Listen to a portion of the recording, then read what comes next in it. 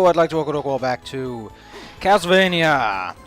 Oh man, I forgot it. It's Order of Ecclesia, where I'm fighting some skeletons, deftly dodging. Oh, look at that, it was deft. I love the term deft. Man, I have to say, footage turns out pretty freaking sweet.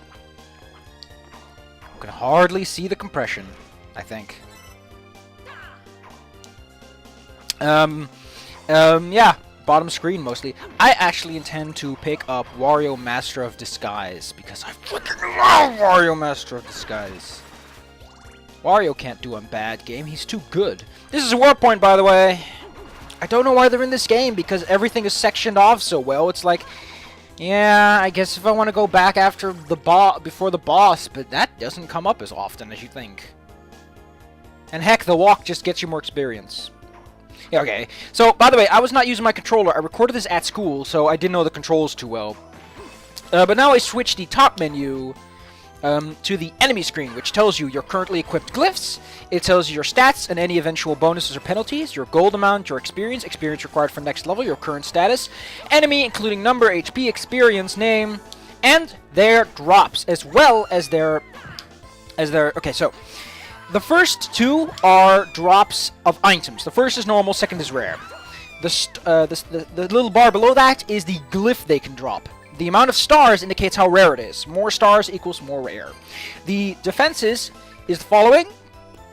Each of them represents something like crush attack, slash attack. If it's blue, they take much less damage. If it's red, they take more damage. And if it's not shown at all, it's regular damage. The only reason these skeletons aren't resistant to stabbing is because it's the weapon you start with. They can't make them resistant to the first and only weapon you have for a bit. I, by the way, skipped this tutorial. I didn't know I'd skip it.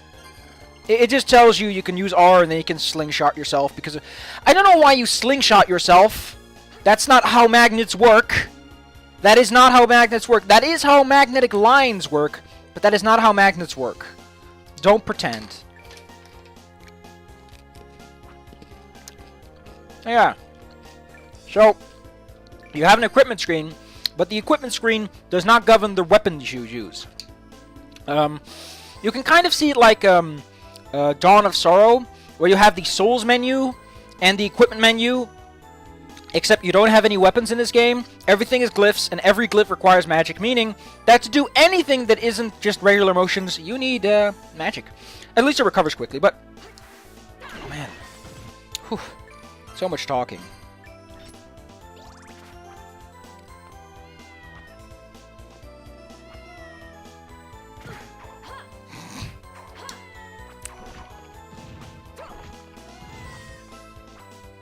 By the way, that noise you hear is a cat. You can both free villagers and collect cats. To pick up a cat, just go to the cat and press down. Although this one is underneath a small platform and you have to slide to get it. Unfortunately, I missed the cat and the chest. Goddamn cat! Hate you. Hate cats.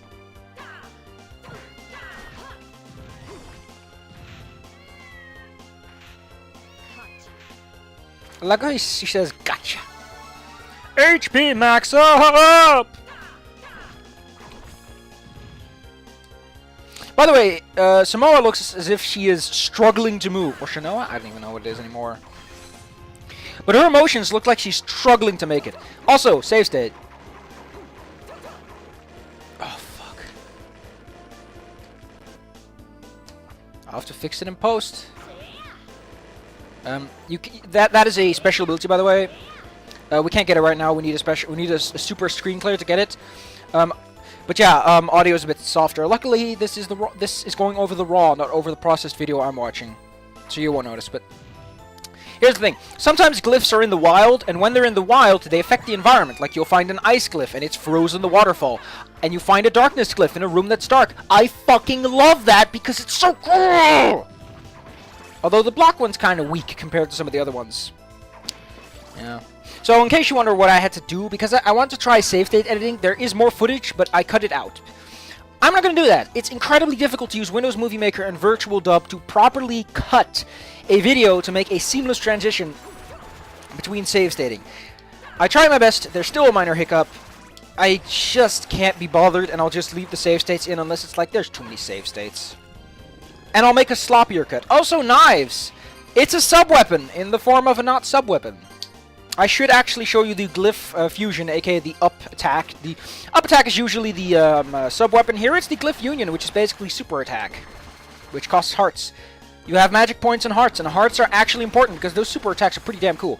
As you can see, these guys are supposed to drop rotten meat really rarely, but they are dropping them pretty often during this playthrough. Now that we can use it, I mean, I think rotten meat hurts you, poisons you.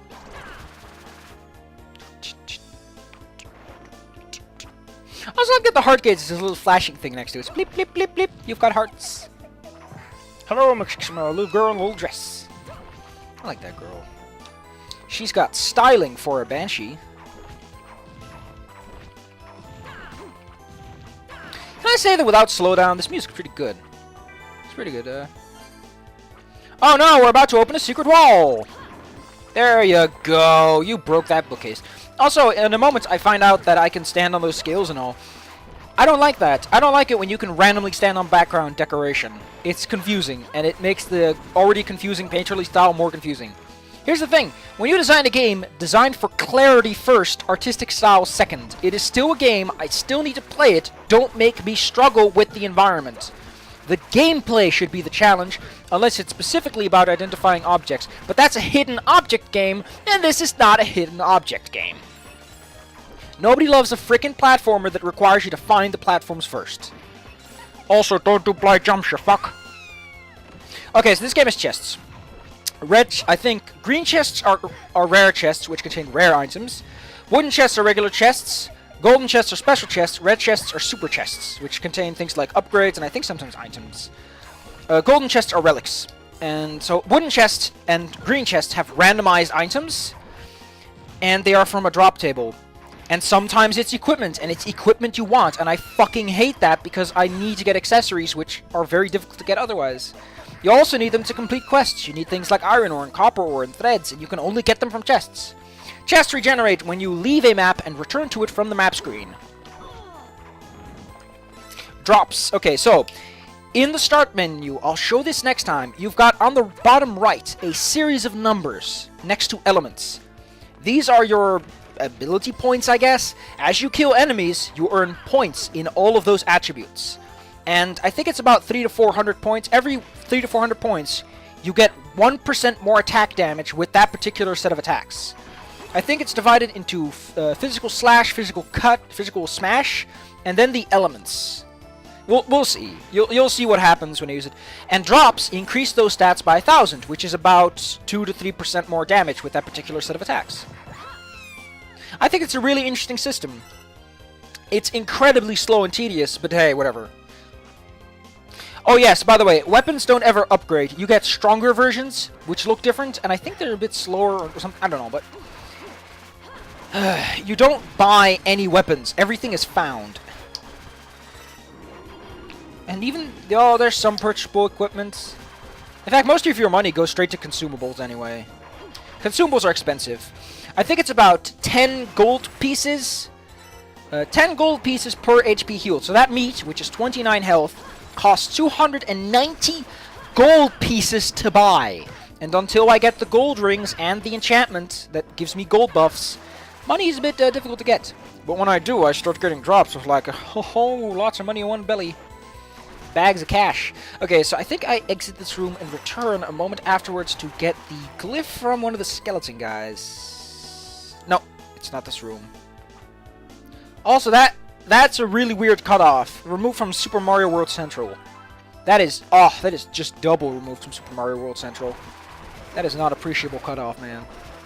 Not that I ever submitted to it, but it's apparently they're very strict on it. So yeah, as you can see, these guys have a 1 star. And despite these being 4-star rotten meat, the 1-star glyph doesn't drop. Oh yeah, if an enemy ever has that animation with the glyph at the end of their death, you don't even have to have this screen to know that they're probably going to drop a glyph. Some enemies also can conjure their glyph and then fire it at you. You can absorb it while they are conjuring the glyph, so you don't have to grind it on their person, which is pretty cool. I don't think every enemy that has a glyph does that, but we can try. There's a couple more enemies later, and we'll just give him a moment. I'm not looking forward to the next video where I have to beat a boss, presumably at 10% speed, because I don't want to get hit, because you get a boss medal. The medals do nothing, but I want that fucking medal. So, if people really want me to, I can do 2 times. One time I beat the boss legit, with minimal save states, and mostly items, and then I do the perfect run where I get the medal. Here's another war point. Most areas have 2 war points, which is fucking stupid, because it implies they had no idea what to do with them. Then again, it's combined, it probably has more war points than Circle of the Moon or Harmony of Dissonance. You know, I really like this post-commentary. Being able to talk without having to focus on the gameplay really increases my mental focus. So here I fuck around mostly. We're almost at the end of the video. I open the door and then I get stuck under the dust. I'll see you guys next time. Hope you all enjoyed the video. If you did, yeah. If you didn't all, there's a playlist. And Wario of Disguise might be coming, and I'll actually put some effort to editing that or something.